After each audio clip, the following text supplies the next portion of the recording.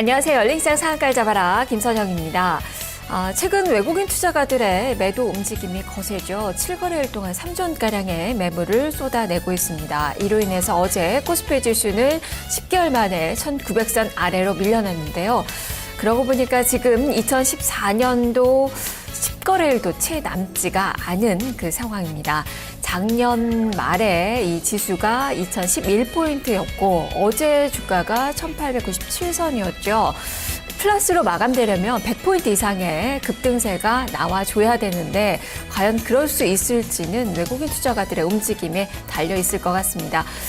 지금 현재 외국인 투자가들 대외 여건이 좋지가 못해서 수급 개선을 기대하기 어렵다라는 그 목소리가 강한데요. 다만 어제 하루 정도를 본다면 외국인의 매도는 거셌지만 이 제일모직 상장에 따른 착시 효과가 어느 정도 반영이 됐기 때문에 그 물량이 그렇게 크지 않았나 싶습니다. 자, 그러면 외국인 투자가들의 움직임 오늘은 좀 개선을 기대해 볼 수 있을지 함께 살펴보도록 하겠습니다. 자, 열린시장 상한가를 잡아라. 지금부터 출발합니다. 먼저 개장 전 주요 뉴스부터 보겠습니다. 원수경 기자입니다. 네, 12월 19일 금요일 오늘 아침 주요 뉴스 살펴보겠습니다. 먼저 첫 번째 소식부터 확인해 보시죠. 첫 소식은 삼성전자 관련 소식입니다. 네, 삼성전자가 이익 감소에도 불구하고 올해 배당금을 확대할 계획이라고 합니다. 재계에 따르면 삼성전자 최고 경영진은 올해 배당 규모를 확대하기로 결정했는데요. 내년 1월 열리는 이사회에서 구체적인 규모를 확정할 예정입니다. 삼성전자는 지난해 주당 14,300원을 배당한 바 있는데요.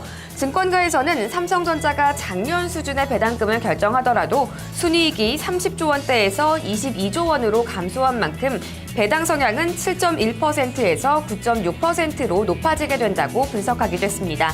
이와 함께 오늘 삼성전자에 대한 또 다른 뉴스도 나왔는데요. 삼성전자가 내년 1월부터 인도 시장에서 10만 원 이하의 초저가 스마트폰 판매에 들어간다고 합니다. 이 수익성을 포기하더라도 점유율을 끌어올리겠다는 전략인데요. 운영체제도 자체 소프트웨어인 타이젠을 적용하면서 글로벌 콘텐츠 시장에서 입지를 굳혀나간다는 계획입니다. 이 배당 확대 정책 그리고 공격적인 저가 스마트폰 전략에 투자자들은 어떻게 반응할지 오늘장 흐름 지켜봐야겠습니다. 이어서 두 번째 소식 보겠습니다. 네, 한라그룹의 자동차 부품 계열사인 만도가 독일의 폭스바겐으로부터 1조 원 규모의 브레이크 부품 공급 계약을 수주했습니다. 오는 2017년부터 10년 동안 연간 200만 대의 차량에 부품을 공급하게 되는데요. 특히 만도의 제품이 투입되는 플랫폼이 폭스바겐의 주력 플랫폼이라고 합니다. 또 이번 수주를 통해서 만도가 올해 유럽 프리미엄 자동차 업체에 수주한 금액은 모두 2조 원으로 늘어나게 됐는데요. 작년보다 5.4배나 증가한 수치입니다. 또 만도의 올해 국내외 총 수주 규모는 지난해보다 35% 늘어난 10조 원을 기록하기도 했습니다. 네, 그리고 이어서 SK-CNC 관련 뉴스도 보겠습니다. SK-CNC가 미국의 핀테크 기업과 제휴해서 모바일 금융 및 상거래 시장에 본격적으로 진출합니다. SK-CNC는 어제 미국의 모지도와 모바일 커머스 솔루션 합작 기업을 설립한다고 밝혔는데요. SK-CNC의 미국 내 법인인 SK-CNC USA가 보유하고 있는 모바일 결제 커머스 솔루션인 코어파이어 브랜드와 기술 또 지식재산권을 현물로 출자하는 구조입니다. 양사는 이번 협력을 통해서 모지도의 모바일 금융 앱인 모지도 파이낸셜 서비스에 SK-CNC의 제3자 간 정보관리 및 모바일 월렛 솔루션을 결합할 계획입니다. 이 밖에도 SK-CNC는 어제 내년부터 빅데이터 사업을 본격화한다는 계획을 밝히기도 했는데요. 신규 사업에 박차를 가하는 모습이 확인되고 있습니다.